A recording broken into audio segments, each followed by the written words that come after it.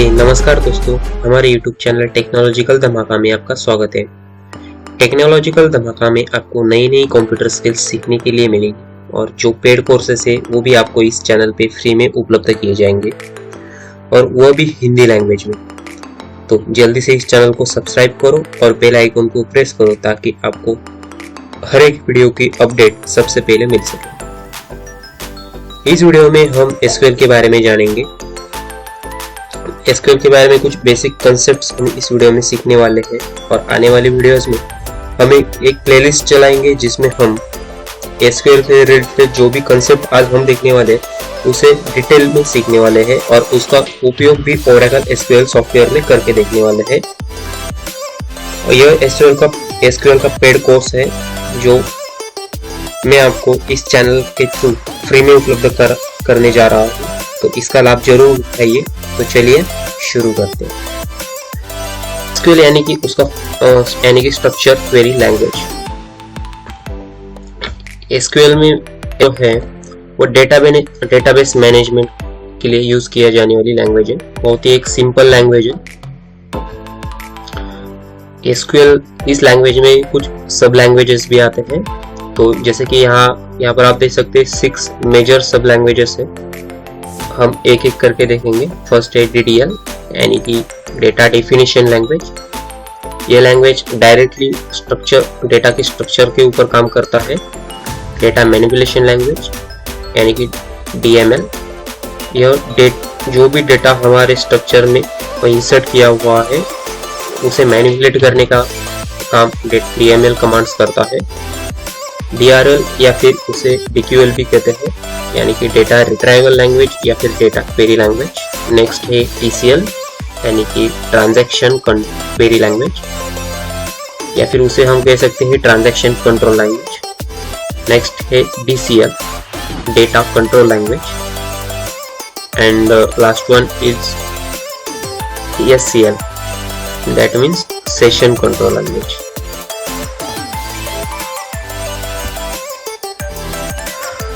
इस चार्ट के थ्रू आप देख सकते हैं जो भी कमांड्स है हर एक सब लैंग्वेजेस के अंदर कुछ कमांड्स आता है।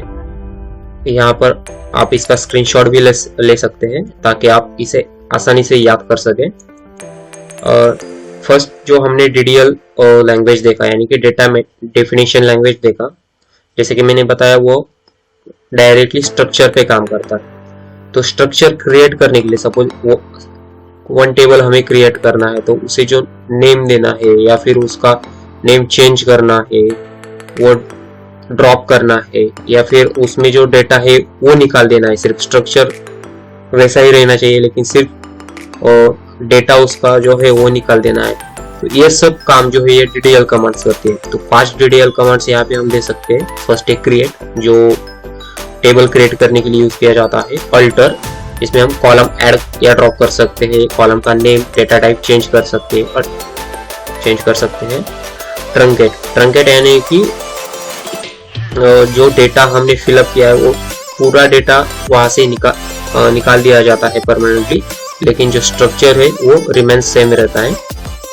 रीनेम, जिससे हम हमारे टेबल का नेम चेंज कर सकते हैं। और ड्रॉप ये कमांड हमारा जो टेबल है उसको परमानेंटली ड्रॉप कर देता है, पूरे डेटाबेस से ही निकाल देता है। इसलिए ये कमांड बहुत ही सोच समझ कर यूज करना चाहिए। नेक्स्ट है DML में हम डेटा मैनिपुलेट करते हैं यानी कि उसमें कुछ डेटा इंसर्ट करना है तो इंसर्ट कमांड यूज कर सकते हैं। डेटा अपडेट करना है तो अपडेट कमांड यूज कर सकते हैं। और कुछ डेटा हमें अनवांटेड डेटा है जो हमें डिलीट करना है तो वो डिलीट भी कर सकते हैं। DRL बहुत ही सिंपल कमांड है उसमें, जो कि है सिलेक्ट। जो भी डेटा हमारा टेबल में अवेलेबल है वो हमें अगर देखना है तो सिलेक्ट कमांड का यूज कर सकते हैं। TCL जो है कमिट, रोल बैक और सेव पॉइंट, ये 3 कमांड TCL के अंडर आता है। कमिट से हम डेटा जो हमने इंसर्ट किया है, जो भी चेंजेस किए हैं वो परमानेंटली सेव कर सकते हैं।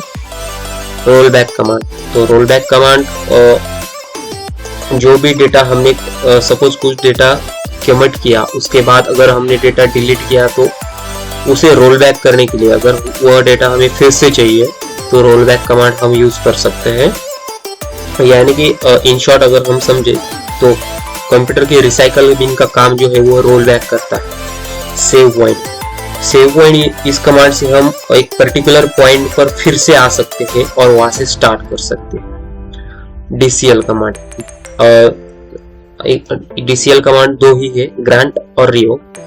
तो चलिए इसे एक एग्जांपल से हम समझते हैं। सपोज एक किसी कंपनी में 2 एम्प्लॉइज है, 2 कलीग काम करते हैं, तो उसे हम ए और बी कंसीडर करते हैं। तो एम्प्लॉय ए के पास जो डेटा है और उसमें कुछ चेंजेस करना है, लेकिन वो उस दिन नहीं आ सकता, तो उसने अपने दोस्त एम्प्लॉय बी से कहा कि उसमें कुछ अपडेशन करना है तो आप कर सकते हैं।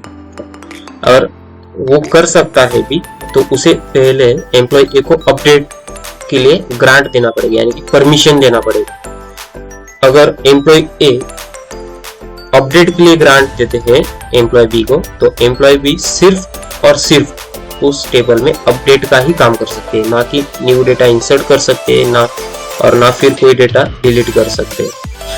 इसी प्रकार अगर इंसर्ट के लिए परमिशन देते हैं तो सिर्फ न्यू डेटा ही इंसर्ट कर पाएंगे।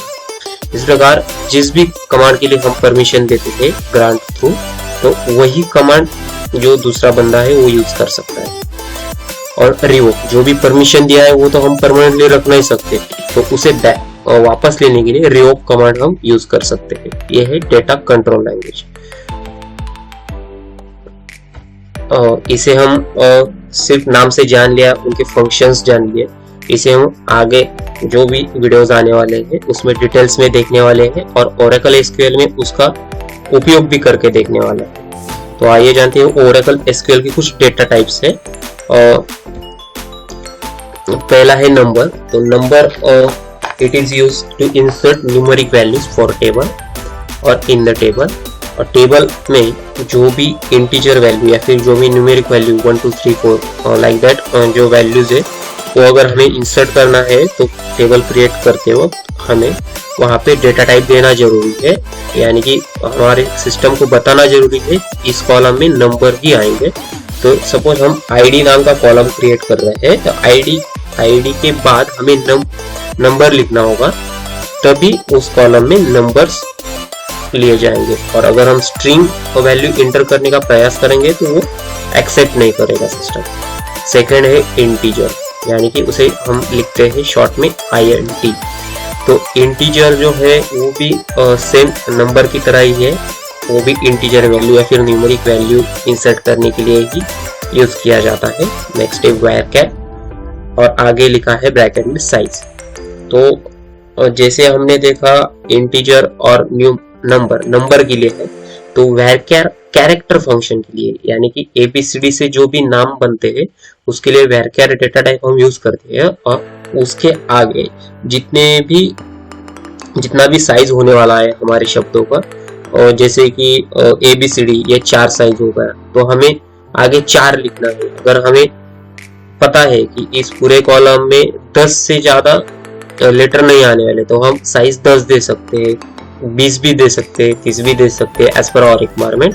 मैक्सिमम हम 2 5 6 ये साइज दे सकते हैं। तो अगर अब नेक्स्ट देखते हैं varchar 2 और आगे है साइज। तो यह data type basically numeric values as well as string value, दोनों वैल्यूज इंसर्ट करने के लिए, दोनों एक साथ अगर हमें इस कॉलम में इंसर्ट करना है तो varchar 2 और आगे साइज जो भी है हमें देना चाहिए, तभी हम न्यूमेरिक और स्ट्रिंग वैल्यू उसमें इंटर कर सकेंगे। एंड varchar 2 भी varchar 2 की जैसा ही है। आगे है डेट। तो अगर हमें किसी कॉलम में डेट इंसर्ट करना है तो उसके लिए हम डेट फंक्शन यूज कर सकते हैं, ताकि हमारे सिस्टम को पता चले ये जो भी नंबर्स लिखे हैं वो डेट है। यही था हमारा वीडियो। इस वीडियो में हमने SQL के सारे बेसिक कॉन्सेप्ट्स देखे हैं, और आने वाले वीडियोस में हम SQL के हर एक कॉन्सेप्ट को बारीकी से और आसान शब्दों में समझेंगे। और Oracle SQL में इन कमांड्स का जो भी उपयोग है, कैसे करना है, वो भी हम सीखेंगे। हमारी वीडियोस की नोटिफिकेशन सबसे पहले पाने के लिए हमारे चैनल को सब्सक्राइब कीजिए और बेल आइकन को भी प्रेस कीजिए। यह वीडियोस थोड़ा भी इंफॉर्मेटिव अगर आपको लगा हो तो इस वीडियो को लाइक, शेयर और सब्सक्राइब कीजिए। Thanks for watching.